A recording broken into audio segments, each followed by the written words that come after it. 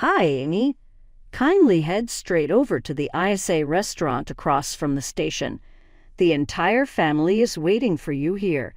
ISA eatery? Do you mean that eatery in France? Are you saying that the entire family is waiting?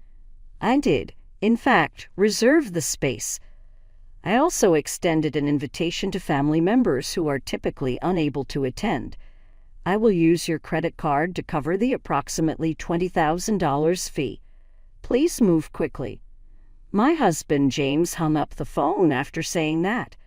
Am I spending $20,000? That is absurd.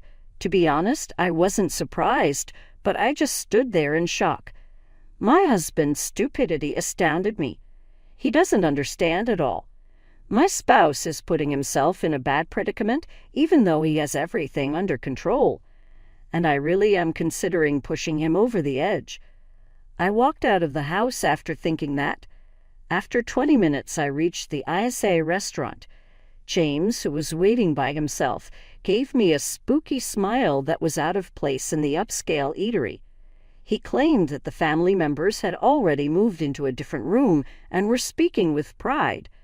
As I already stated, I will use your credit card at will, Amy. Although it may seem difficult, a wife's husband owns her money. Supporting her husband is only natural for a wife, isn't it?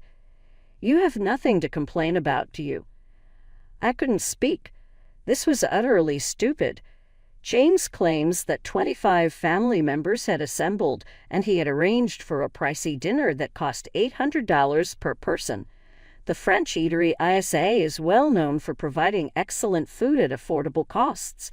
However, my spouse deliberately selected the most costly $800 choice. He seems to take pleasure in causing his wife pain. James appeared to be quite happy with himself, completely oblivious to the predicament he was getting himself into. I could only giggle in this absurd circumstance. A wife's husband owns her wallet. A wife's support of her spouse is normal. Well, I stopped that a month ago. What? You ceased to be a wife? You can't simply give up like that. You are aware that divorce necessitates formal procedures, aren't you? James, you don't understand anything.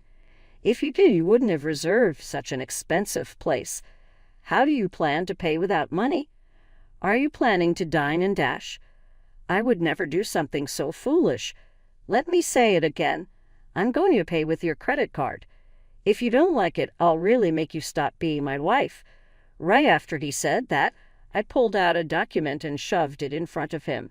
It showed just how clueless he was. I canceled the credit card a month ago. Here's the cancellation certificate. I brought it because I knew you wouldn't believe me. The card is useless now. So I'll ask again, with no money, what are you going to do? Are you planning to run away? What?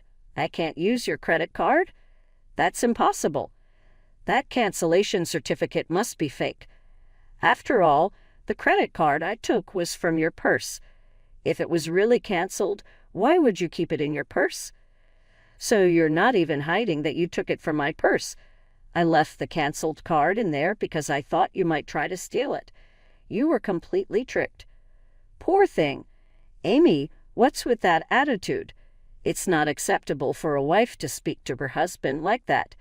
James thinks he's better than me, so being outsmarted by someone he sees as beneath him must be unbearable. His frustration peaked, and he started raising his voice without caring who heard him. Even though we were in a corner of the restaurant, his voice carried, and the staff began to notice.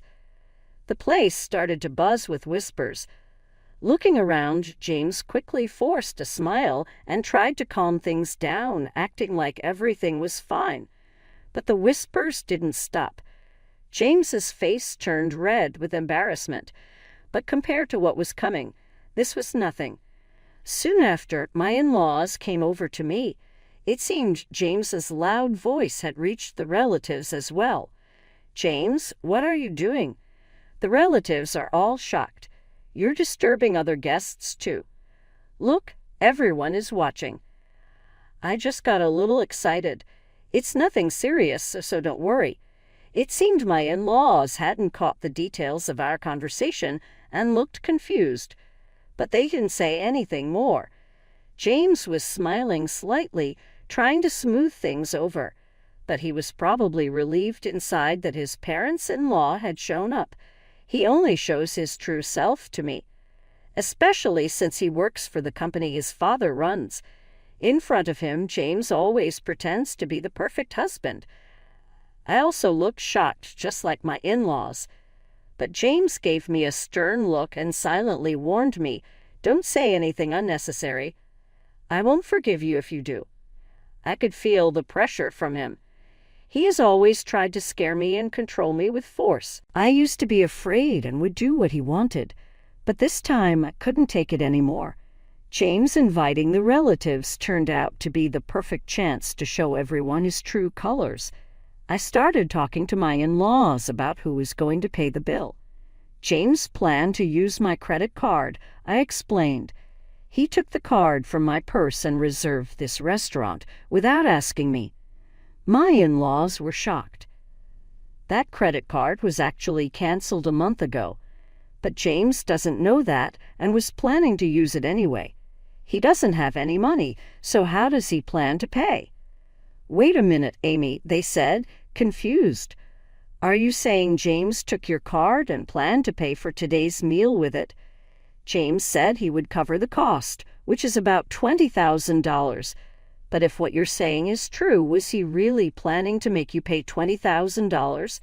That's hard to believe. Could this be a misunderstanding? My in-laws were clearly upset, which was the usual reaction. Even though it sounded unbelievable, it was the truth. Trying to hide what was really happening, James started talking in a cheerful tone with a forced smile. "Amy is mistaken. I plan to treat everyone at my own expense. I'll settle the bill, so don't worry." With those words, James walked over to the cashier to pay, throwing a creepy smile my way. It was obvious he didn't believe I had really canceled the credit card, even after I showed him the cancellation certificate.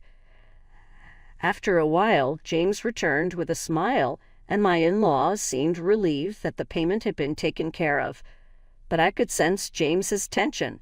He must have been panicking inside, realizing things were going wrong because the credit card didn't work. That was no surprise, since I had definitely canceled it. The only option left for him was to pay the $20,000 himself, but he couldn't do that. I also knew what he was hiding. In that moment, I gave him a cold stare and said, "Tell the truth before things get worse." My words made him nervous, and his face changed. After thinking for a moment, he finally admitted the truth. "Sorry, Dad. Mom, I really couldn't make the payment.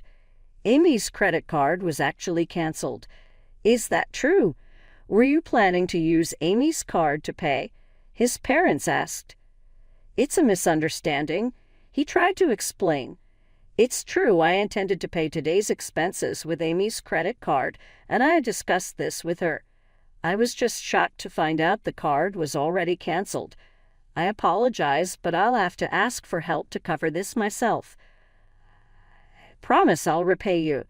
He was mixing lies with the truth, trying to find a way out of the situation with surprising boldness. Then he leaned over and whispered to me, "Why did you cancel the credit card? Are you trying to embarrass me?" "Why? It's simple. I didn't want you to use it without my permission," I replied firmly. "The real issue isn't the embarrassment. It's the fact that you were using the card without my consent." He looked at me, surprised by my bold response, and quickly said, "Be quiet. Don't talk about this here. Keeping a canceled card in your purse just causes confusion." But it seemed my in-laws had overheard our conversation. They turned to James with a stern look. "James, what are you doing? You tried to use Amy's card. Taking it from her purse without permission is unacceptable." "Oh, well, there were reasons," James stammered, struggling to find the right words when his father pressed him. Sensing the opportunity, I decided to explain everything in detail. wanting to reveal his true nature to his parents. For the past year, James has barely been home. At first, I thought it was because he was busy with work, since your company is quite large, father-in-law. But then James started going out even on holidays and missing important dates like my birthday and our anniversary. On top of that, he began paying more attention to his appearance and started using my credit card without my permission. My in-laws exchanged worried looks, clearly sensing something was very wrong. I asked James if we could spend more time together as a couple and if he could stop using the credit card without asking me first, but he argued that it's natural for a wife to support her husband and didn't listen. Worse, he even threatened me with divorce and showed me a divorce form he had already signed. "Divorce?" my father-in-law exclaimed in surprise. "Have you been making Amy suffer this much?" my mother-in-law asked, raising her voice. My father-in-law stared sternly at his son, realizing that his belief in James being an ideal husband was shattered. There was still hope that James would admit his mistakes. But instead, he tried to defend himself. "No, that's not it. What Amy is saying isn't true. I need to look after my appearance because I'm preparing to take over as president. The meetings I attend on weekends are networking events and seminars, all part of my job. What's wrong with using joint funds for work-related expenses? If I stop earning, my wife would suffer too," James said, trying desperately to justify his actions. My in-laws stayed quiet, perhaps finding some logic in James's explanation and hesitating to criticize him. However, I knew the truth, and his excuses didn't matter. "Oh, really? Can you still say it's part of your job after seeing this?"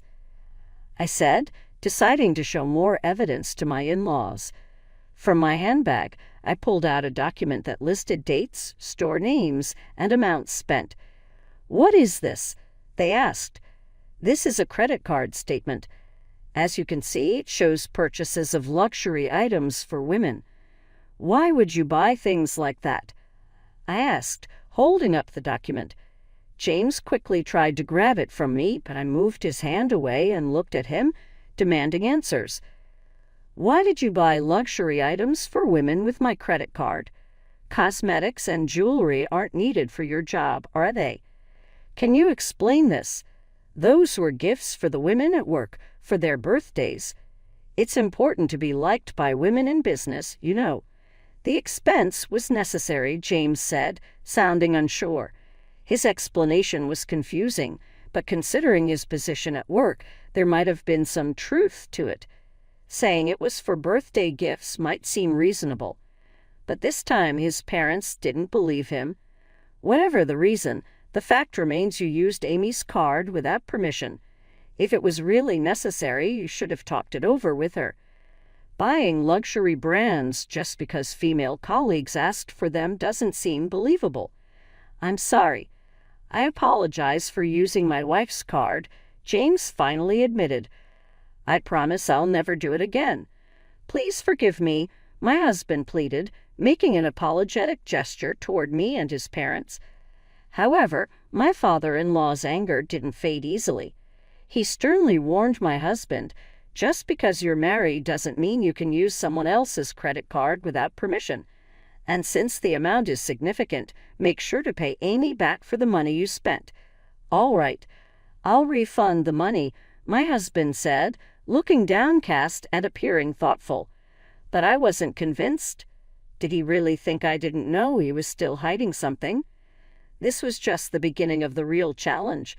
My husband, his parents, and I headed to the room where the other relatives were waiting. Once there, I took out my smartphone from my bag and pressed the play button.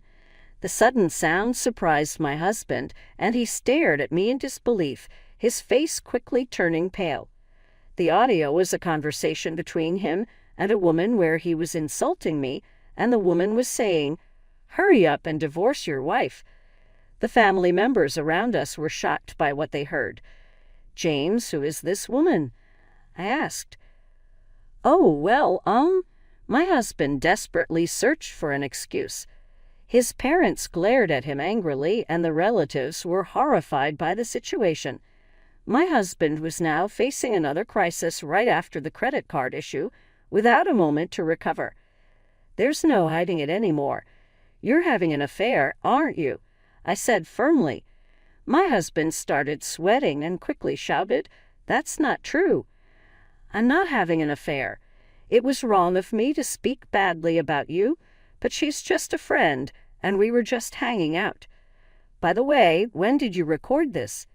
Eavesdropping is illegal." Although he admitted to insulting me, he kept denying the affair and tried to shift the focus onto me, blaming me for recording the conversation. But I wasn't backing down. I explained the facts so he couldn't escape. "James, I've been keeping an eye on you for a while. The credit card history made the affair obvious. That's why, while you pretended to go to work, I installed a listening device in your car." "A listening device in the car? That's ridiculous. As I said earlier, eavesdropping is illegal.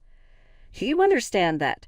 If it's to gather evidence of infidelity, it's not illegal as long as it's not used for stalking or anything similar," I responded firmly, showing that I wasn't going to back down. I was ready to do whatever it took to uncover the truth, focusing on my own well-being and finding justice in our troubled relationship. My husband fell silent, realizing he couldn't justify his actions. But he still couldn't admit the truth. Instead, he turned to his parents and relatives, saying, "Everyone, please don't believe what she's saying. She's trying to trap me. I haven't been unfaithful." Sighing, I tossed a document in front of him and the relatives. "What is this?" he asked, looking uneasy. "What do you think it is?" "It's a demand for compensation." As soon as I said that, my husband's face turned pale. The document was a compensation claim I had sent to his mistress. Through an investigation, it was confirmed that you were having an affair with a woman named Lily. So I went to Lily and demanded compensation from her before coming to you. You met Lily directly and demanded compensation. What were you thinking? My husband was so shocked he couldn't speak. But really, he had no right to blame me while ignoring his own mistakes. Surprised, but she told me everything. She didn't hide your wrongdoings. You were buying luxury items for her with my credit card, weren't you? The excuse about gifts for female employees was obviously a lie. It was all for her. Lily admitted everything, and because of my credit card, she agreed to pay compensation. That's why I brought this compensation claim. My husband looked up at the sky, his face full of despair. I waved the compensation claim in front of him, showing it off. Unable to hide his irritation, he raised his voice, saying, "Damn, to think you planned all this without me knowing. You're truly a cunning wife. I was your wife, but that's in the past. I told you a month ago that I quit. Didn't you hear? In fact, the divorce papers have already been submitted. I'm just an acquaintance now. Did you really submit the divorce papers? Why are you surprised? I simply submitted the divorce papers you waved in my face to try to trouble me. Everything was done through the proper procedures. Any complaints? But you shouldn't just file for divorce on your own. Divorcing without discussion is unreasonable. It might be unreasonable, but that doesn't change the fact that you used my credit card without permission. That's why I filed the divorce papers on my own. This matter is now settled." My husband was left speechless, clearly shocked by my actions. He hadn't expected any of this. My in-laws and other relatives who were watching seemed to finally realize that my story was true. Using Amy's credit card without permission and having an affair. To think we believed you two were happily married and you were committing such betrayals, they said, their faces filled with anger. The entire family sternly reprimanded my husband. My father-in-law spoke firmly. This marks the end of our relationship as parent and child. Additionally, you are fired from the company. Fired just for an affair? This is too harsh. Think about it calmly, my husband protested. At that moment, a sharp snap echoed through the room. My mother-in-law had slapped my husband hard across the cheek. Tears filled her eyes, a mix of sadness, pity, and disappointment. "Just an affair. You're the one who's wrong, James. You planned to hurt Amy and then just run away," she said, her voice filled with anger. My husband had nothing to say in response. All eyes in the room stared coldly at him. "Mere an affair," he had said, revealing his irresponsibility. He had always proclaimed, "My wife's money is mine." A wife should devote herself to her husband. Such selfish attitudes were unforgivable. For a moment he remained silent. Then, with stubborn defiance, he slowly raised his head and declared, "It doesn't matter if I'm divorced or fired. I'm going to be with Lily." "What did you say?" Everyone was shocked as my husband openly revealed his plans to marry another woman right after our divorce. He then confidently declared, "I am skilled enough to work at any company without a problem. My father's company is worthless. As long as I have Lily, that's all I need. I truly love her. Marrying her is all that matters to me." My in-laws were stunned by his words. Even after being pushed into a divorce, cut off by his family, and losing his job, my husband still remained defiant. But his arrogance was about to hit a wall. "You might not know this, but Lily has been seeing several other men as well," I revealed. "That's a lie. Lily loves only me. You're just jealous and making this up," he shouted back, refusing to believe it. "But it's the truth. She has relationships with multiple men, and you weren't the most important to her." "Not the most important?" "Yes, you weren't that significant to her. In fact, she paid the compensation to me quickly to avoid any problems." "I can't believe it. I didn't think Lily was that kind of woman. The idea that she had feelings for you is just a delusion. You were being used. By the way, the compensation she paid me was actually funded by another man she was seeing." "That's a lie. There's no way Lily would deceive me. We are going to get married. Nothing you do can stop us." My husband still couldn't accept the truth, so I calmly confronted him with the reality. "It's time for you to understand that you've been abandoned. Haven't you noticed that you haven't been able to reach Lily lately? Your calls and messages aren't going through. Now that you mention it." My husband hesitated. He started to realize what was happening. "In short, you are no longer needed. You've been blocked." "I am no longer needed?" "Yes, exactly. Do you understand now? There's nothing left for you. This is what happens when you deceive others." After hearing this, he collapsed to his knees and bowed his head. "Please, Amy, I'm truly sorry.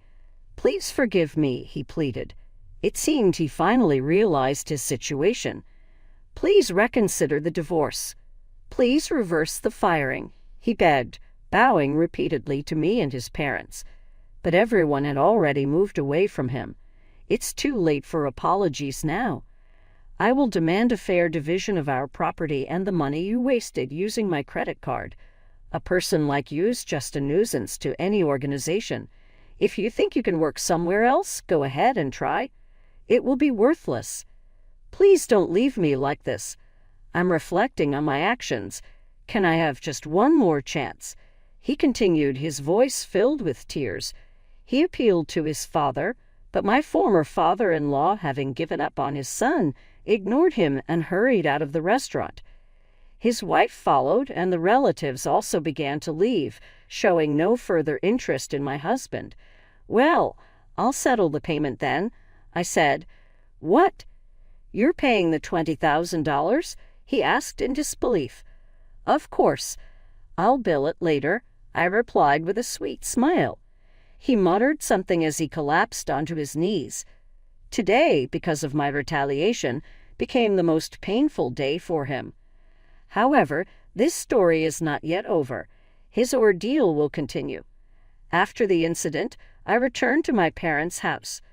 But for the past few days, I've been receiving numerous missed calls, all of them from my ex-husband, James. The phone is still ringing nonstop, and I know exactly why. I had been ignoring his calls on purpose, but this time I decided to answer to deliver the final blow. "Amy, you finally answered.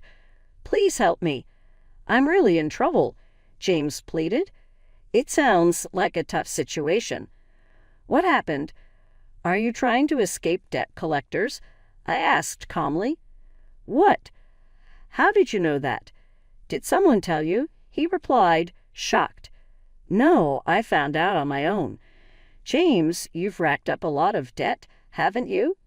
Not only were you giving money to your mistress, but I also heard you've been paying your coworkers to do your job. Despite their refusals, you forced them by using your position as the boss's son. You'd used underhanded tactics to keep up appearances at the company, enjoying affairs in your free time, and took on debt just to live how you wanted. Such foolish actions. On the day the family gathered at the fancy restaurant, when it was discovered that the credit card had been canceled, James had no choice but to pay the $20,000 himself. But I knew he couldn't do it. I had already found out about his significant debt. "James, this is all the result of your own actions.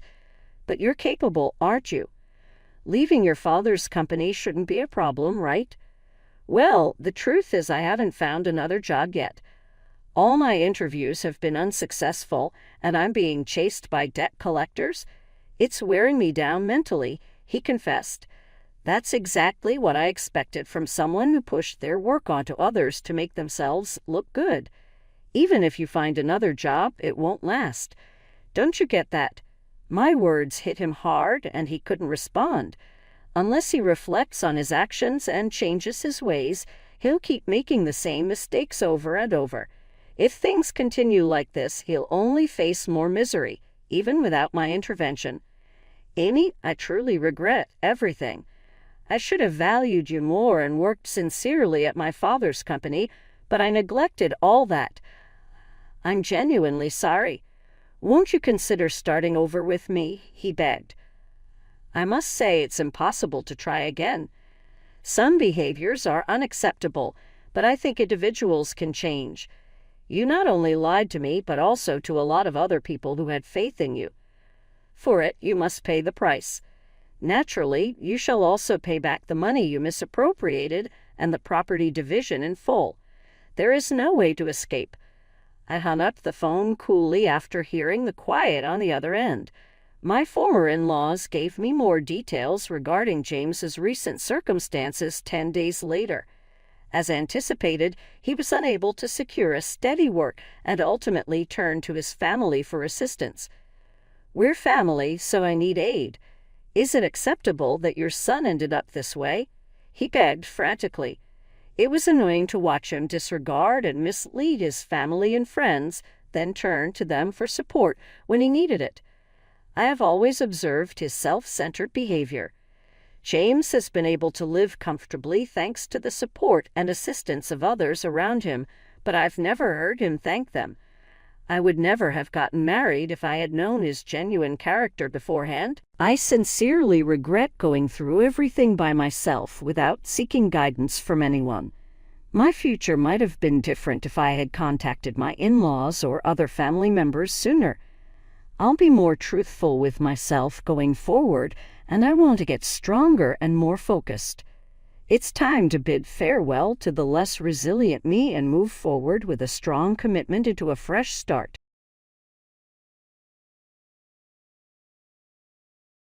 Hi, I'm Janet, a 27-year-old PR manager at Wallace & Partners, one of Chicago's top advertising firms.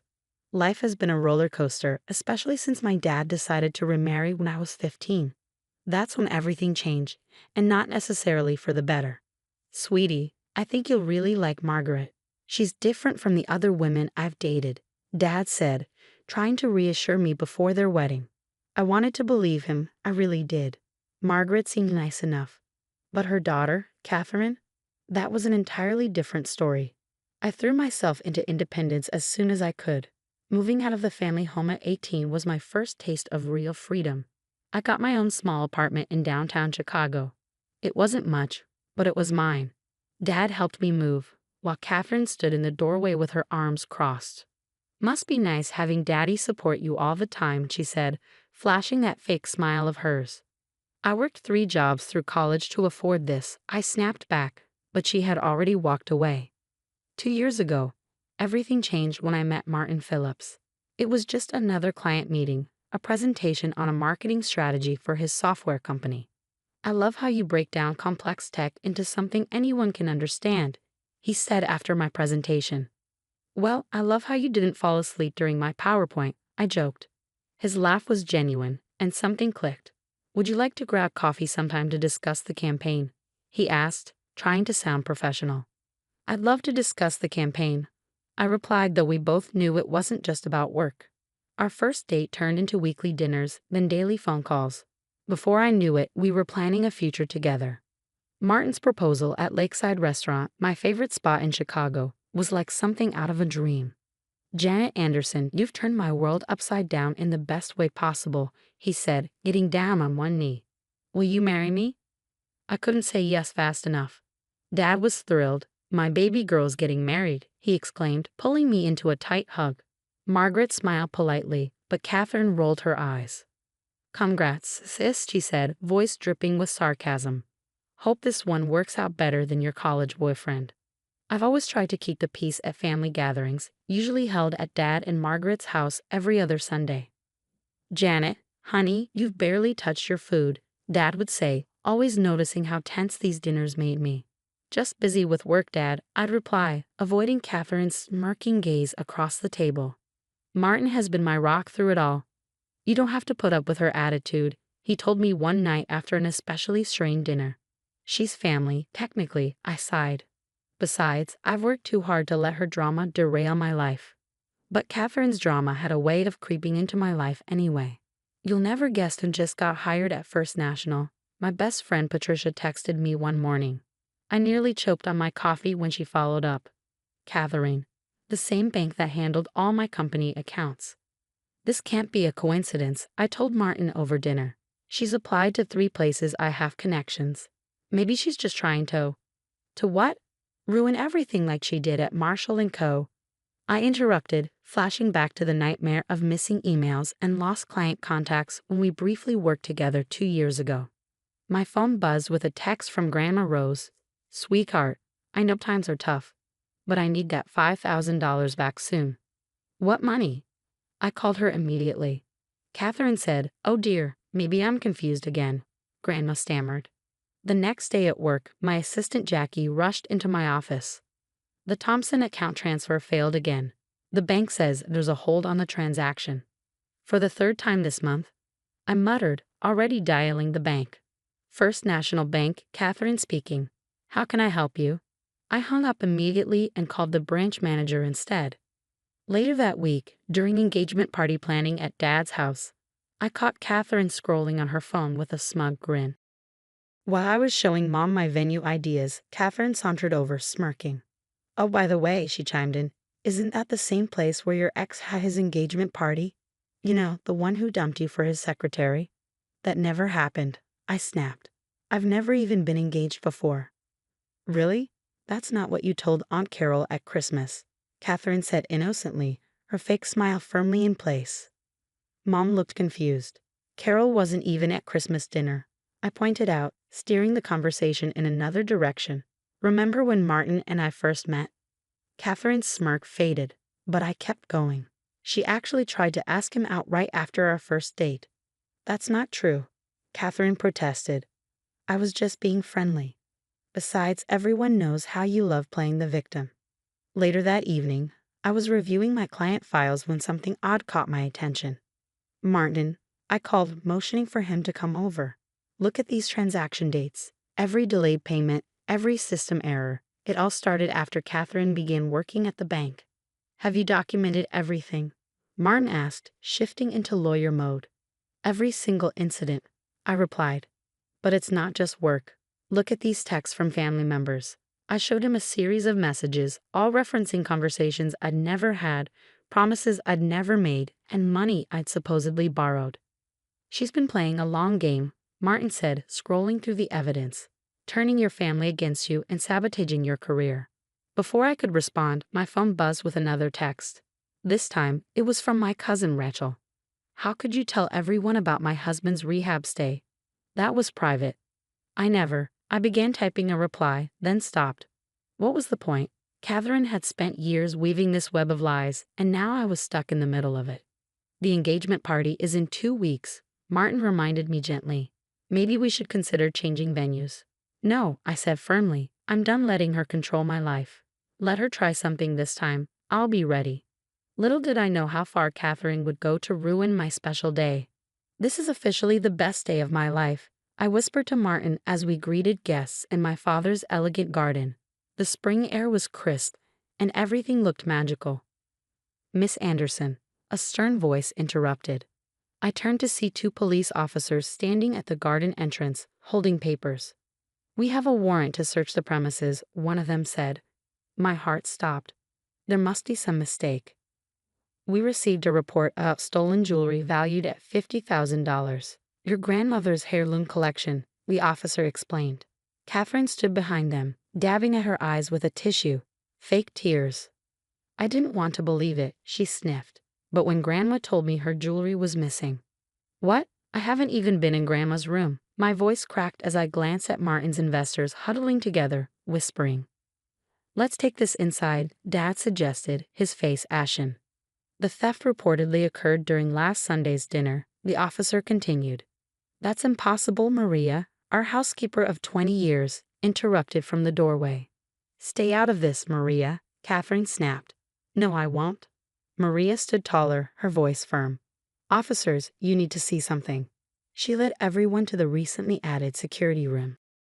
After a break-in last year, Dad had installed security cameras throughout the house. Maria led the officers to the recently added security room and pulled up the footage from Tuesday morning. Watch this, she said, pressing play. The screen showed Catherine entering my old bedroom carrying a familiar velvet box. 10 minutes later, she emerged empty-handed. That's not what it looks like, Catherine stammered, her confidence cracking. Keep watching, Maria said firmly. The next clip showed Catherine in the garden, phone in hand. Yes, I'm sure. Plan the idea about the missing jewelry when you visit Grandma Rose today, she whispered. She's been forgetful lately. Dad's face turned red with anger. Catherine, what have you done? She's lying, Catherine shouted, pointing at Maria. She edited that footage. The timestamps are encrypted, one officer said after examining the system. These clips haven't been altered. I can explain, Catherine began, but Dad cut her off. Enough. First, the missing emails at your old job, then Janet's client accounts at the bank, and now this. Mr. Anderson, the second officer interjected, would you like to press charges for filing a false police report?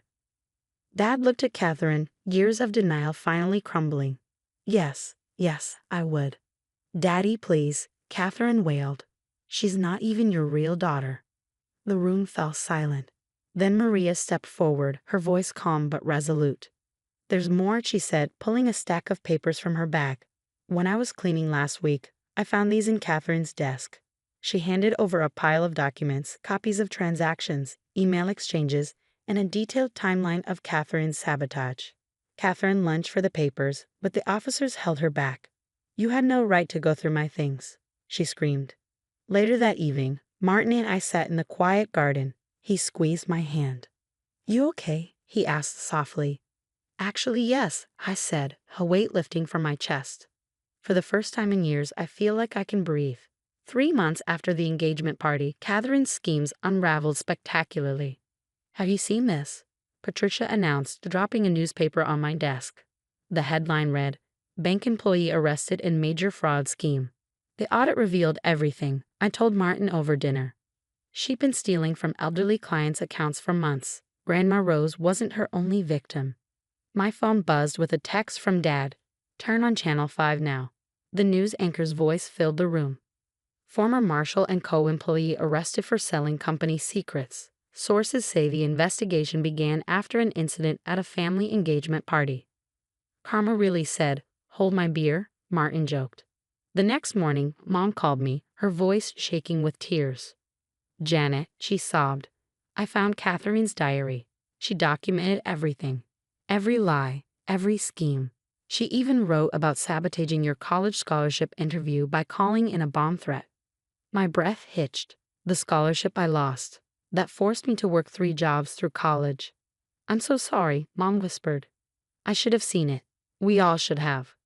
Weeks later, I stood in court, watching as Catherine faced sentencing. 8 years for financial fraud, plus 3 for corporate espionage, the judge declared. Her banking license was permanently revoked. How does the defendant plead? Guilty, Catherine whispered, her voice breaking for the first time. That evening, I found a letter in my mailbox. Dear Janet, I failed you as a stepmother. I enabled Catherine's behavior, making excuses when I should have seen the truth. Watching you rise above her cruelty while she chose darkness has opened my eyes. I understand if you can't forgive me, but I needed you to know I'm truly sorry. Margaret. 6 months later, I walked down the aisle in my dream wedding dress. No drama, no schemes, just pure joy. Martin's investors had doubled their support, making his startup Chicago's newest tech success. During the reception, Dad pulled me aside.